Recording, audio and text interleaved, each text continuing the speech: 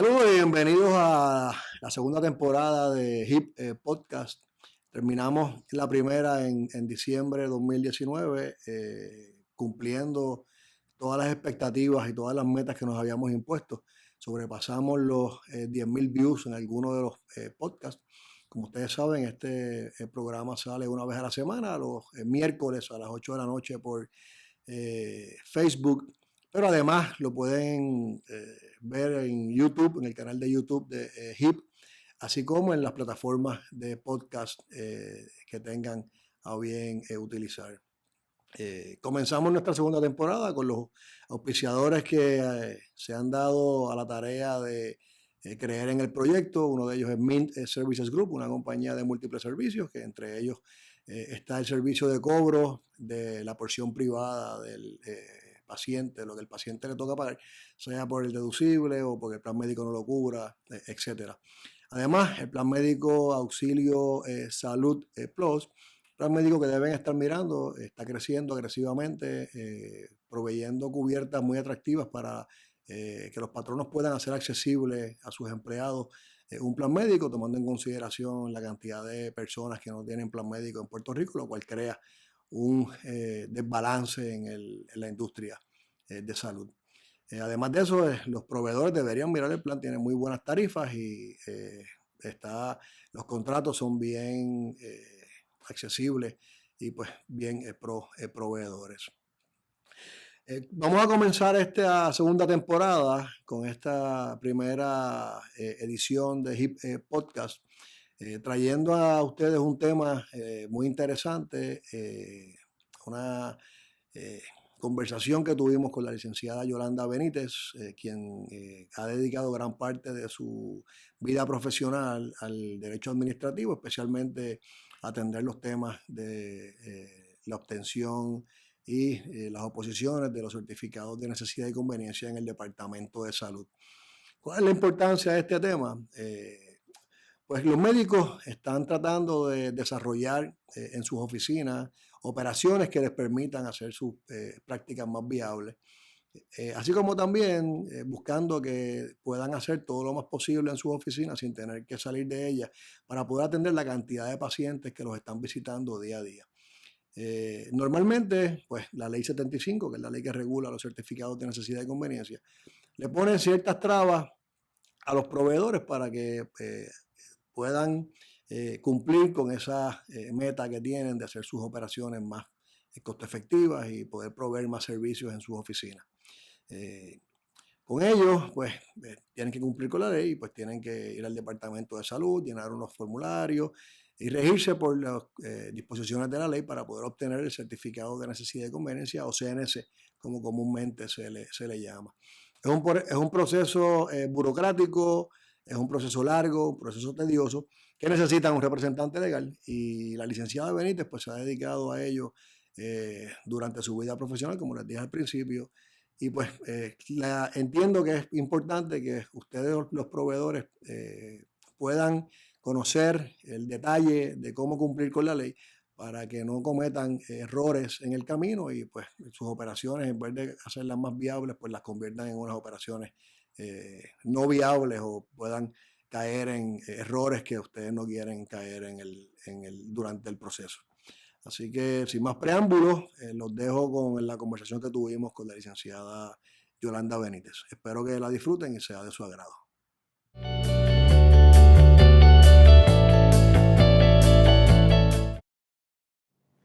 Tal como les dije en la introducción, nos acompaña nuestra amiga la licenciada Yolanda Benítez. No hay mucho más que hablar de ella, más allá de lo que les expresamos en la introducción del podcast. Yolanda, bienvenida. Gracias por estar con nosotros y aceptar la invitación. Un placer, gracias por la invitación. Esta es la primera edición de nuestro segundo season. Nosotros somos como las películas estas de las series de Netflix, que tenemos season y grabamos el primer season, hicimos 15 episodios. Así, verdaderamente 15. Y ahora estamos empezando contigo nuestro segundo season y estamos grabando, vamos a grabar 15 episodios más. De verdad que es un grato placer estar contigo aquí hoy. ¿Cómo tú estás? Gracias, igualmente yo muy bien, muy contenta de estar contigo. Cuéntame compartir un poquito de lo que vamos a hablar. Este podcast más bien se ha ido dirigiendo a los temas de salud. Entendimos prudente invitarte a que participaras de él por la experiencia que has tenido al cabo de los años en tu práctica, especialmente en el área de los certificados de necesidad y conveniencia. Fuiste partícipe de uno de los casos más importantes de este tema, que es el caso de Walgreens, ¿no? Ya mismo pues nos das un detalle de qué pasó para que la audiencia vea cómo era este tema de los certificados de necesidad y conveniencia antes de Walgreens y cómo es después de Walgreens, qué afectó o qué benefició la decisión del tribunal en cuanto al asunto de Walgreens. Nos preocupa mucho el futuro de la ley, nos preocupa mucho cómo se ha ido desarrollando específicamente en Estados Unidos el tema de este proceso. Todos sabemos que los médicos cada vez se subespecializan más y pueden hacer ciertos procedimientos en sus oficinas que les permite facturarle al plan médico y no tener que ir a un hospital, o sea, que el paciente no tenga que ir al hospital. De cara a esta manera de practicar la medicina que se está dando en Puerto Rico y se dio en Estados Unidos, ¿cómo tú ves esta ley? ¿Dónde tú crees que pueda terminar la flexibilidad de un médico de poder abrir en sus oficinas operaciones para poder realizar procedimientos sin tener que llevar los pacientes al hospital? Has tocado unos puntos muy importantes. Déjame empezar porque pues no sé la audiencia cuánto conocimiento tenga de lo que es la ley de certificado de necesidad y conveniencia, y para ponerlo en contexto me parece que es importante que hablemos un poquito de qué es la ley, qué es lo que persigue y qué es lo que motiva o triggers, ¿verdad?, la aprobación de esta ley. Esta ley, la ley de certificado de necesidad y conveniencia, se aprueba en el 1975, básicamente por diversos, en Puerto Rico se aprueba en diversos estados, pero en Puerto Rico se aprueba, se adopta, porque había una ley, un estatuto federal, el National Health Planning Act, que daba unos incentivos monetarios en términos de disponibilidad de fondos federales a los estados que promovieran este tipo de legislación. ¿Por qué? Porque se entendía que estaba habiendo una proliferación de facilidades de salud establecidas por médicos y que se estaba creando una demanda artificial por los servicios que proveían esas facilidades de salud, y que eso estaba elevando, driving up the cost, los costos de la salud, de servicios médicos y de servicios de salud que necesita la población. Así que todos estos estatutos, porque lo habían en diversos estados, se adoptan precisamente para cualificar, para recibir estos fondos y estos incentivos federales. Esa ley federal, el National Health Planning Act, después fue derogada en el 1986, y la ley en Puerto Rico ha subsistido. A pesar de eso, igual que ha subsistido en otros estados empezaron a darse cuenta de que la ley no estaba logrando lo que se supone que persiga la ley, y empiezan a derogar los estatutos, pero otros continúan con los estatutos, otros los modifican, los flexibilizan, pero esa es la situación que motiva la ley aquí. En el 1975, pues establecen la ley, establecen una definición de facilidades de salud, y ahí es que entonces entran en cuáles son las facilidades que van a tener que pasar por este procedimiento de obtener un certificado de necesidad y conveniencia para poder establecer operaciones.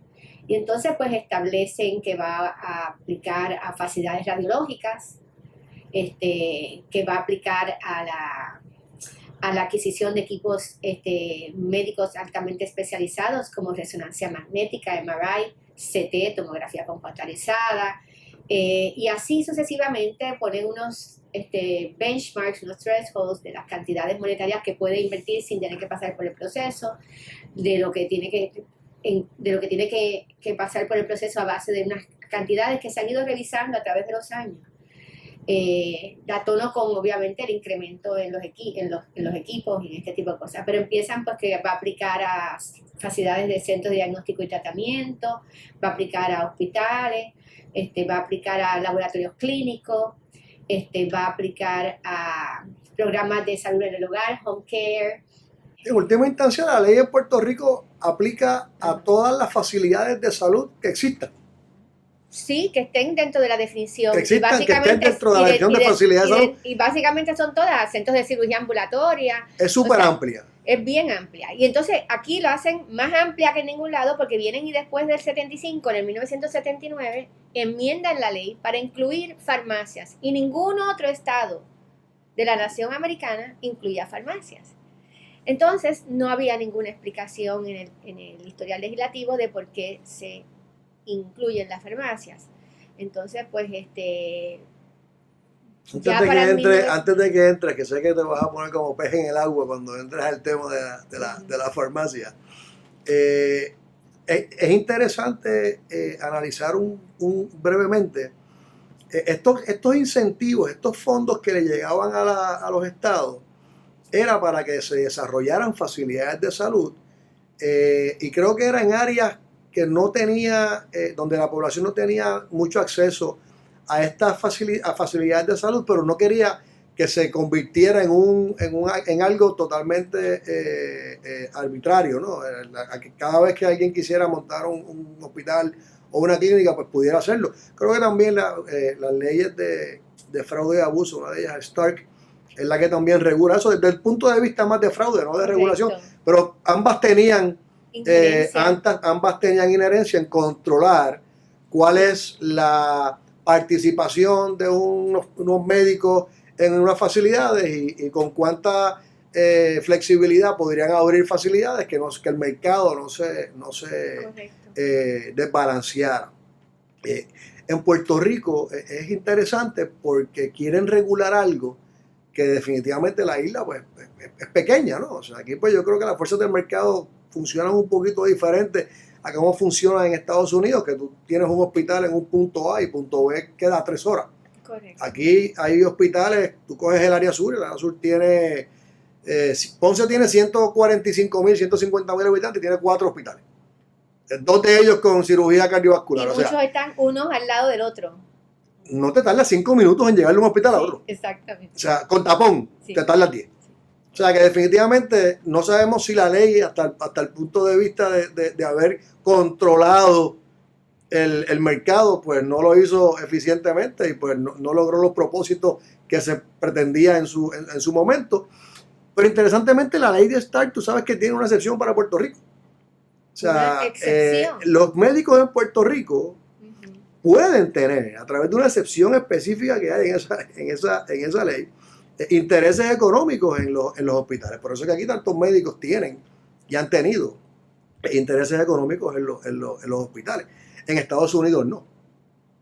Pues yo no desconocía eso. O sea, que eso es algo que a veces choca con el propósito de la ley, de certificados de necesidad y conveniencia. Por eso es que a veces uno mira y dice, oye, ¿hasta dónde va a llegar esta ley, ¿no? Cuando en realidad pues las fuerzas del mercado lo que están haciendo es logrando lo que lograste tú en el caso de Walgreens, ¿no? Abrirlo. Eso fue uno de los puntos en el caso de Walgreens, que si la ley, el estatuto dice que su objetivo es la planificación ordenada de las facilidades de salud y que se establezcan en aquellos centros y núcleos poblacionales donde hacen falta, que son las áreas que están underserved, o sea, poco servidas.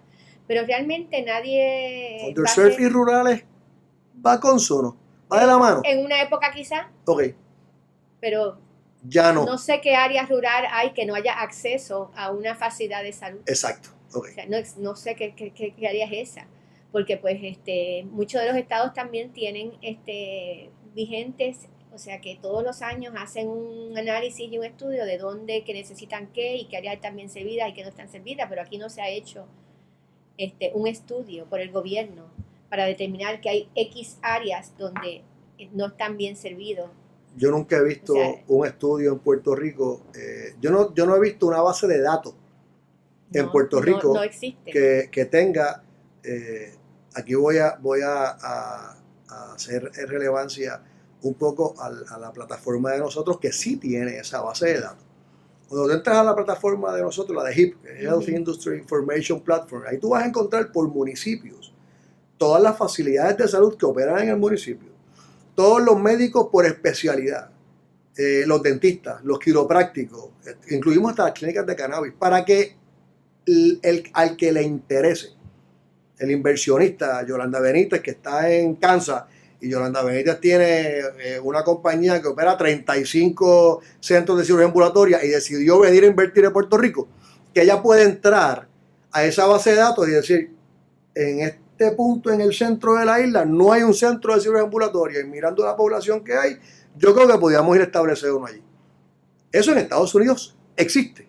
Aquí, pues, lamentablemente el gobierno no lo tiene. Nosotros privadamente la tenemos y la mantenemos a nuestro costo. A nuestro costo.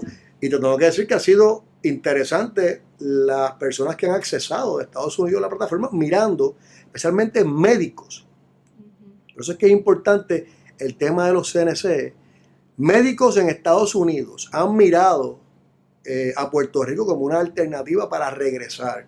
Claro, y de hecho para eso es lo que persigue la ley también con los incentivos de la tasa del contributiva 4%. Del 4%. El médico mira la plataforma y dice, ok, en Arecibo no hay un médico de mi especialidad. Pero es que para yo entonces ir a operar mi especialidad en Arecibo, necesito un centrito de cirugía ambulatoria que aquí con 2 o 3 esfuerzos lo conseguí. Allá tengo que gastarme la cantidad que sea en conseguir ese permiso. ¿Sabes qué? No voy. Entonces, logramos capturar la atención del médico que quiere venir al Arecibo, pero lo desviamos de esa intención porque tiene que sacar un CNC y pasar por todo este proceso para poder operar su práctica, porque en Estados Unidos inclusive todas estas regulaciones, la ley de kickback a través de los safe harbors y la ley de STAR, pues lo miran como una extensión de la práctica del médico. Correcto. O sea, llegaremos a eso aquí en Puerto Rico para poder atraer esa inyección de medios que necesitamos. ¿Llegaremos a derogar la ley? No a derogarla, a flexibilizarla. Es que flexibilizar la ley requiere acción legislativa. El problema, ha habido muchos esfuerzos a través de los años, de distintas maneras. Los esfuerzos, cuando han habido esfuerzos de flexibilizar la ley, los primeros que se oponen son los que tienen un certificado de necesidad y conveniencia, porque el problema es que la ley se ha convertido en un escudo y en una barrera a la competencia. Es una medida proteccionista. Y la ve así todo el que tiene un certificado de necesidad y conveniencia. Por eso es que se interesan en participar en el proceso y van como opositores, porque quieren preservar el mercado para los que ya están. O sea, esa es la realidad. O sea, esto no es una medida para proteger al de aquí versus el de allá de afuera, o proteger el que... O sea, la medida...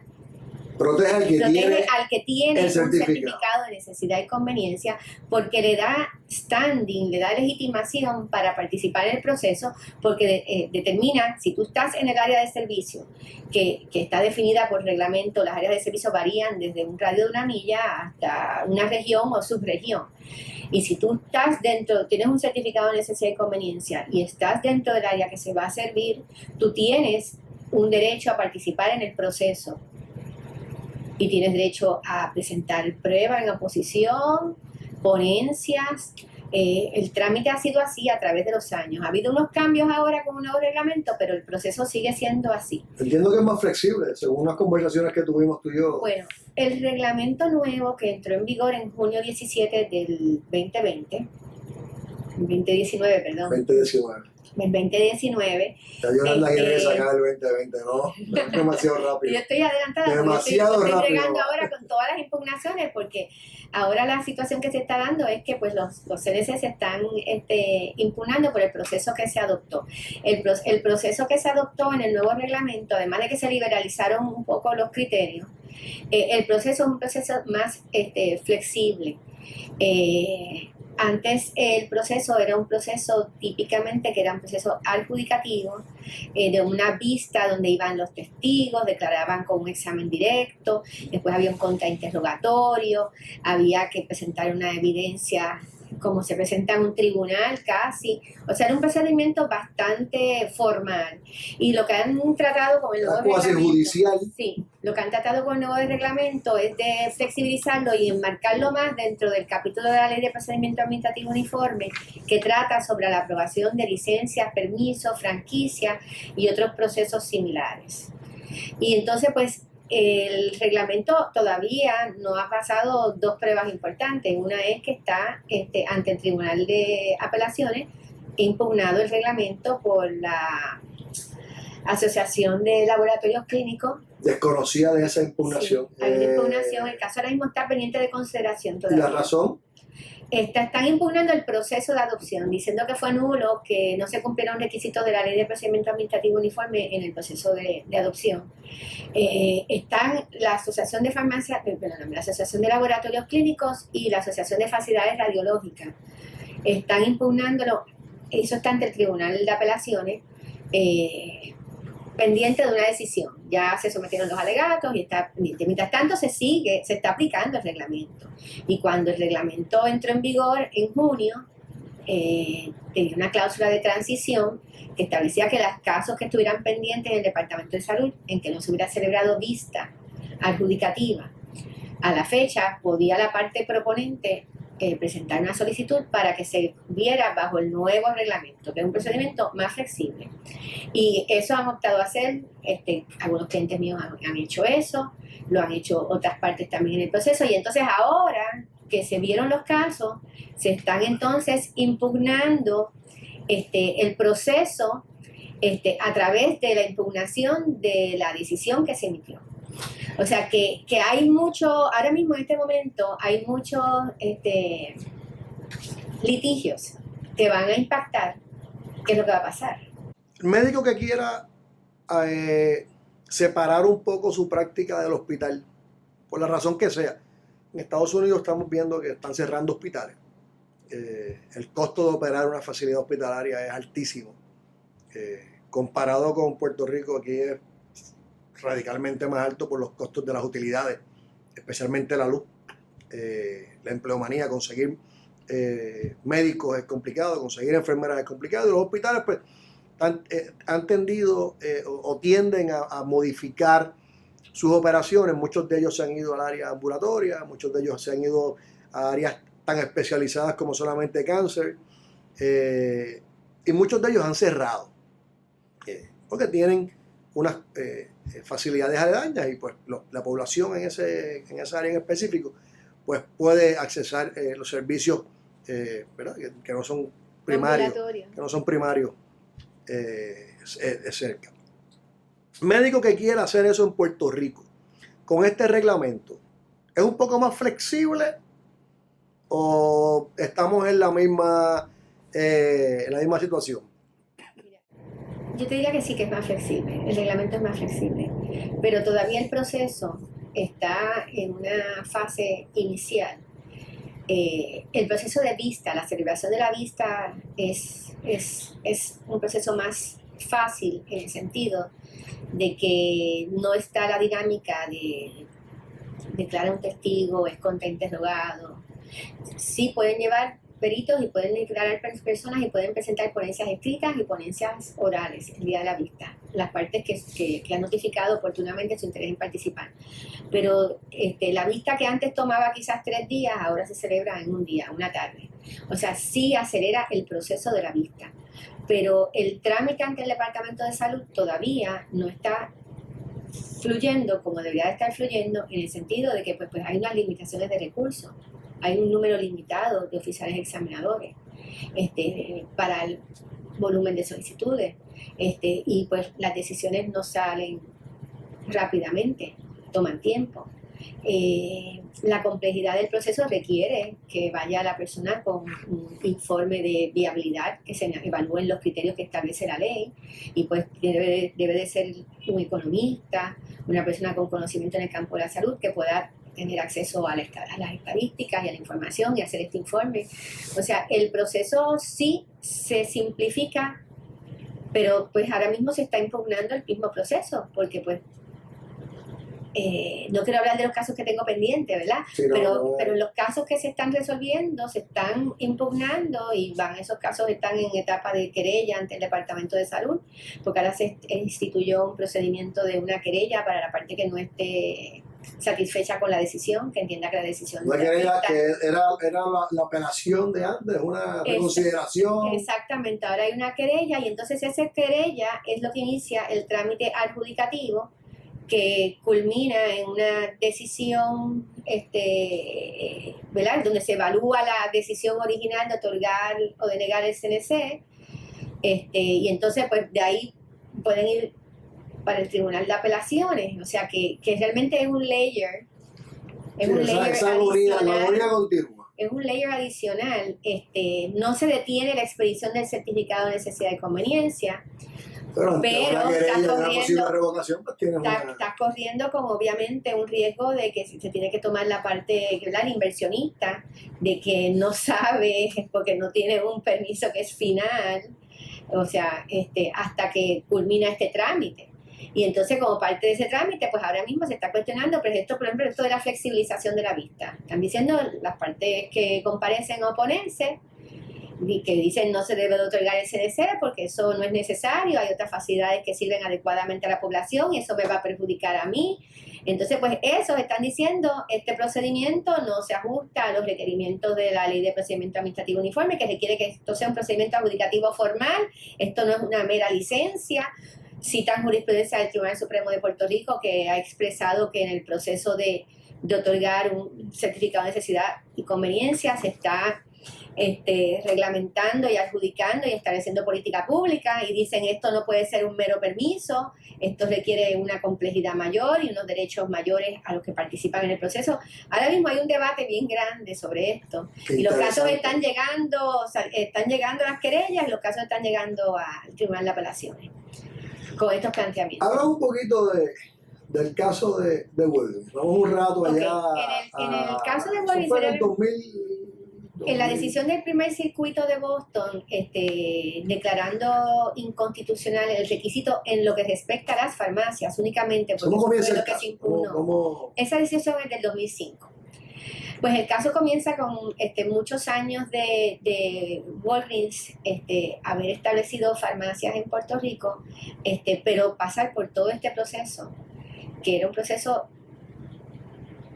yo decía que yo me preparaba para los casos ante el Departamento de Salud, igual que me preparaba para un caso ante un juicio por jurado en la Corte Federal, porque era la batalla de los expertos, eran muchas farmacias de la comunidad oponiéndose a que se establecieran una farmacia Walgreens, entendían que no era necesaria, que ellos estaban sirviendo adecuadamente a la población, y entonces pues en muchos casos, la mayoría de los casos, se otorgaba el CNC, pero se otorgaba el CNC luego de un proceso inmenso.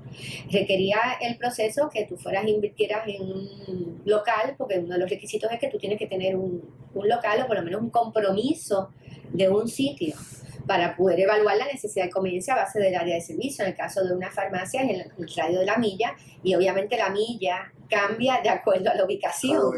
Así que pues tenías que hacer un compromiso de arrendar o arrendar, porque si no el dueño del local no te quería tampoco separar por 2 años en lo que tú pasas por un proceso de un certificado de necesidad y conveniencia, no va a sacar una propiedad del mercado. Así que tenía que haber una opción de compra, de un compromiso de arrendamiento, que no podía estar atado necesariamente porque el dueño del terreno no necesariamente va a atarlo a cuál es el resultado de este proceso dentro de 2 años.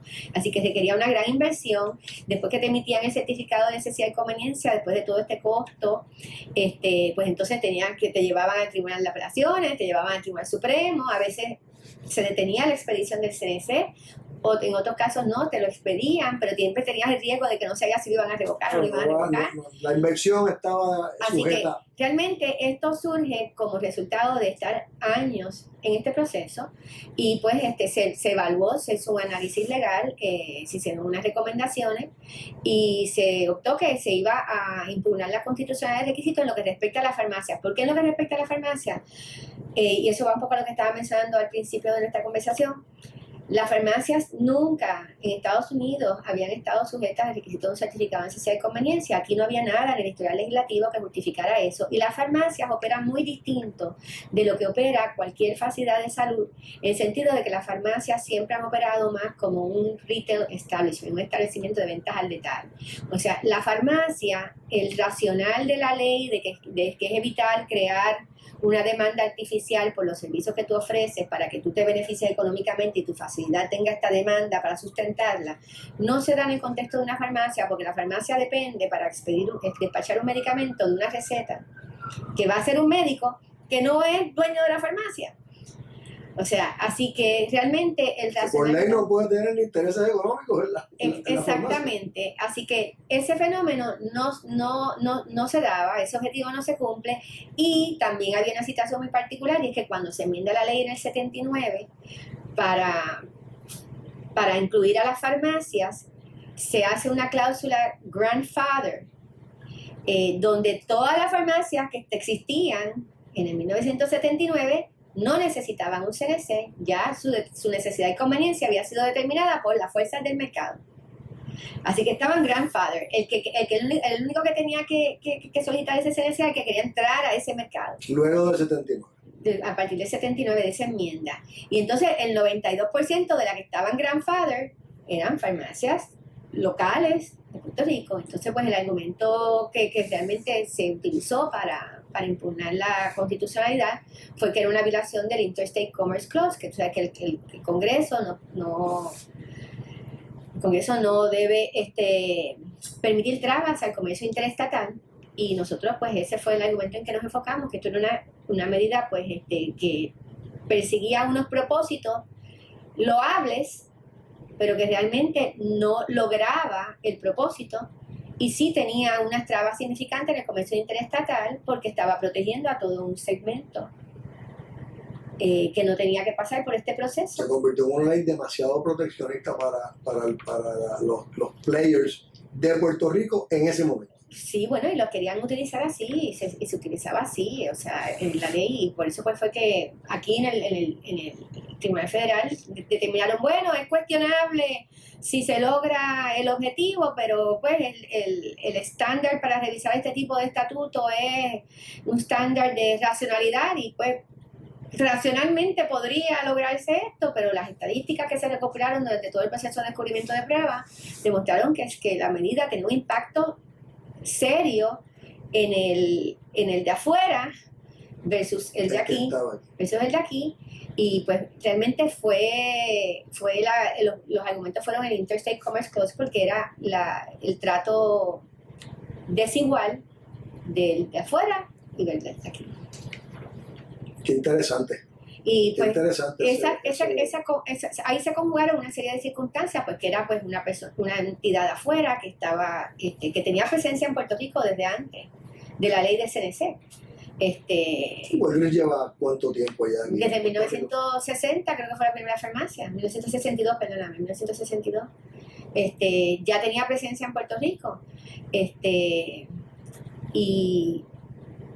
Pero el impacto de la enmienda para incluir a las farmacias, pues fue lo que realmente, después de muchos años de pasar este proceso, trigger esto. O sea que ahora para sacar licencia para montar una farmacia es un proceso más bien... Ah, sí, esto es simple. Digo, siempre dentro de la burocracia hay que, obviamente, va un inspector y verifica que cumple, ¿verdad?, con el recetario, con todo, que los farmacéuticos tienen las cualificaciones, que tienen el personal, que tienen el inventario adecuado. O sea, pero es un proceso más de que se cumple con cómo se corre una farmacia. Y es un proceso de... Bueno, lo que se puede llamar una farmacia, sencillo. porque uno va a esta farmacia ahora y el recetario es una cosita así chiquita y los demás son góndolas de maquillaje, de comida, de cosas que no tienen nada que ver con farmacia. O sea, Sí. que va consono con lo que tú en tu momento estabas argumentando. Oye, soy un retail store, ¿no? Que tengo un recetario, pero es un por ciento de mi pietaje que yo no creo que alcance un 20%, ¿no? de todo el establecimiento. Si uno entra a un Walgreens de esto, una otra competencia, Cuando esto se estaba debatiendo, la farmacia era bien importante para Walgreens. Walgreens no podía concebir tener un establecimiento que no tuviera un recetario, porque Walgreens siempre fue farmacia primordialmente. Claro, pero aquí en Puerto Rico tuvo por primera vez unas tiendas que tuvo que establecer porque ya tenía unos compromisos de arrendamiento y de inversión que no tuvieron recetarios por tiempo.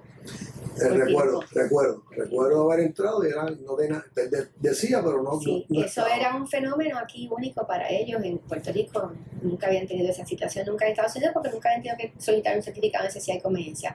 Pero pues esos casos pues eventualmente los consiguieron, algunos después de que se declara nulo el requisito, que obtienen la licencia de farmacia. Todavía hay que pasar por una licencia de farmacia, no es como que cualquiera puede ir y simplemente establecer una farmacia. Pero no por el proceso. Pero no tiene que pasar por este proceso. La pregunta que debe saltar a la mente de todos los que están viendo este podcast es, ¿afectó sustancialmente que pues se flexibilizara la entrada de farmacias o la apertura de farmacias en Puerto Rico a los establecimientos ya operando? ¿Desbalanceó el mercado? ¿Ha desbalanceado el mercado de tal manera que se haya visto impactado el negocio de la farmacia? Porque yo las farmacias que veo, todas están ahí más o menos batallando. Yo no puedo compartir mucha de esa información, pero depende a quién tú le preguntes. Depende del crisol con que se mire. Porque, por ejemplo, ciertamente la decisión de la apertura, ¿verdad? La decisión del primer circuito de Boston fue lo que abrió las puertas a que viniera CVS. Okay. Un competidor que no pasó por el proceso que pasó Walgreens por años, y Walgreens se benefició. La presencia y CVS. Walgreens dio la batalla y CVS se benefició. CVS se benefició y quizás fair enough, pero vamos. Sí, ok, pero farmacias de comunidad que cerraran como resultado de esto, pues yo no sé, porque es que todos los días pueden cerrar distintos establecimientos por diversas razones. No tiene que ser por esa decisión. Exactamente, no tiene que ser por eso. O sea, están los gustos del consumidor, están los productos que uno ofrece, y el consumidor es en última instancia el que determina, ¿verdad?, qué farmacia va a patrocinar. Así que eso depende a quién le pregunte, pero yo quiero ver si podemos redirigirnos de nuevo a lo que ya no es farmacia, porque ya la farmacia... Te saqué de tu... No, te saqué del agua, vamos otra vez a entrar. No, porque lo que pasa es que pues ya las farmacias no tienen que pasar por este proceso. Pero no tienen que pasar por el proceso. Todavía la pregunta, me parece que la pregunta que tú me has hecho es bien importante. Okay. Aquí, como en Estados Unidos, hay una tendencia a los médicos querer poder ofrecer los servicios que puedan ofrecer fuera del escenario de un hospital. ¿Por qué? Porque el hospital es un servicio que es más costoso, toma más tiempo entrar y salir de un hospital. Aun cuando sea el área que ofrece ambulatorio, es un proceso mayor de entrada y salida de un hospital. O sea, eleva los costos. Y los mismos sistemas de salud, Medicare y todo esto, incentivan que los médicos, ¿verdad?, hagan estos procedimientos, si los pueden hacer en otros los settings de sus oficinas, o en centros de cirugía ambulatoria, que son pues más económicos, más costo eficientes. Pero además de ser más costo eficiente, y tengo que apuntar que como profesional inteligente que eres, pues captaste hacia dónde iba dirigida mi pregunta. Además de que puede ser más costo eficiente, o sea, cuando tú miras, en Estados Unidos y en Puerto Rico existe escasez de profesionales, no solamente es aquí. Sí. O sea, aquí existe escasez de médicos, allá también, en unas áreas más que otras, pero existe. Por eso es que vienen y buscan los profesionales de aquí, se los llevan para Estados Unidos, y los que se van a hacer la residencia allá, pues no los dejan regresar a Puerto Rico porque le hacen unas ofertas económicas atractivas que definitivamente pues los muchachos se ven tentados a quedarse por el tiempo que sea. La tendencia de las compañías de seguro, que son los que en última instancia pues tienen el control de pagar por el servicio, ¿no?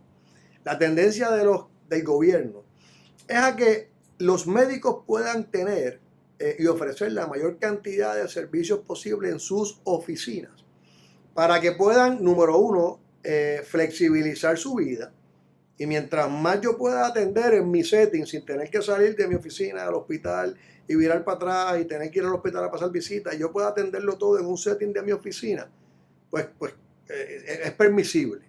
¿Okay? Por eso es que todas estas regulaciones que vimos ahorita, que hablamos de los safe harbors y las excepciones de Stark, te dicen, oye, y en ambas, tanto los safe harbors de la ley de kickback, como las excepciones de kickback, como las excepciones de Stark, te dicen, si el médico, digo, no lo estoy citando de verbatim, pero si el médico monta ese setting en su oficina y él es el que está fiscalizando esa operación, es permisible. Porque se entiende que el médico entonces va a acelerar y va a poder atender al paciente de una manera más flexible, porque en última instancia lo que estamos buscando es que el paciente pues, sea atendido de una manera más adecuada de lo que quizás ocurre en muchas ocasiones donde el médico, tú llegas a una oficina de un cirujano y hay 70 pacientes y el cirujano está pasando visita o de momento pues tuvo que ir a atender una emergencia que quizás la pudo haber atendido en la oficina, pero no tiene el permiso para atenderla. Y eso en Puerto Rico ocurre. Entonces, se ataponan tanto las oficinas de los médicos que al paciente le va mal. Sí. Horas y horas. Al paciente le va mal.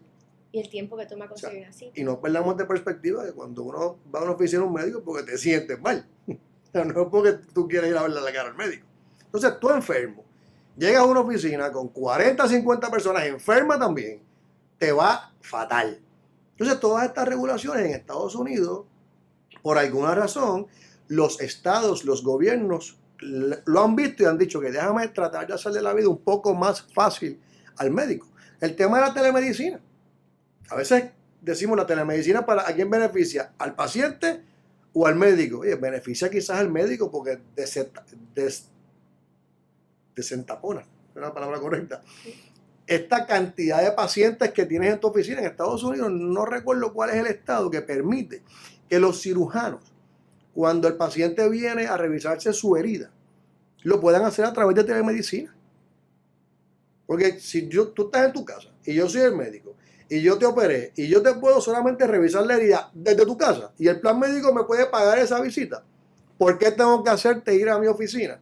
Y ese día puedo tener 15 o 20 pacientes ocupándome 15 o 20 sillas. Oye, expuestos a que cojan un catarro, cojan una pulmonía de alguien que llegó enfermo. Si lo que tengo es que revisarte la herida, que lo puedo ver a través de telemedicina y ahora con todas las tecnologías que hay, pues.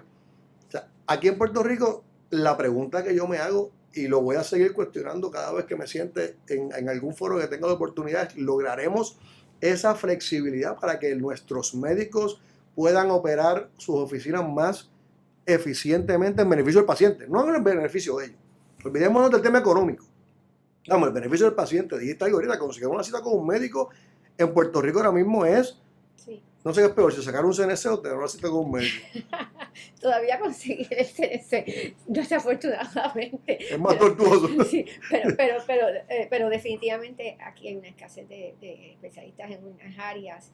Y todo lo que hemos tenido que conseguir una cita con un especialista, o sea, si uno tiene una cita para un día y pasa algo y no lo quieras, tienes que cancelarla, volver a empezar de nuevo y esperar 5, 6, 7, 8 semanas por una cita.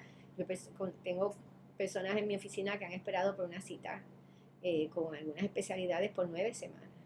Sin tomar en cuenta el tiempo que te toma que te contesten el teléfono no, para obtener la cita. Sí, eso es otra cosa, porque pues ahora son máquinas y deje mensaje para la cita y entonces algunos pues son eficientes y llaman para atrás prontamente, pero otros es simplemente días y días de uno llamar. Esa es otra tecnología que nosotros desarrollamos que después te la sí. cuento.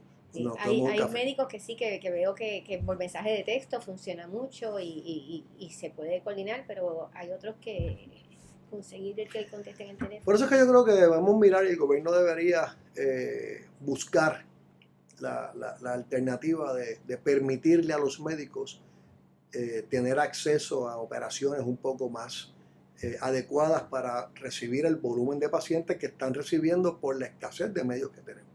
O sea, que hay especialidades que tenemos que hay 7, 8. Aquí creo que hay 7, 9 cirujanos ortopedas pediátricos.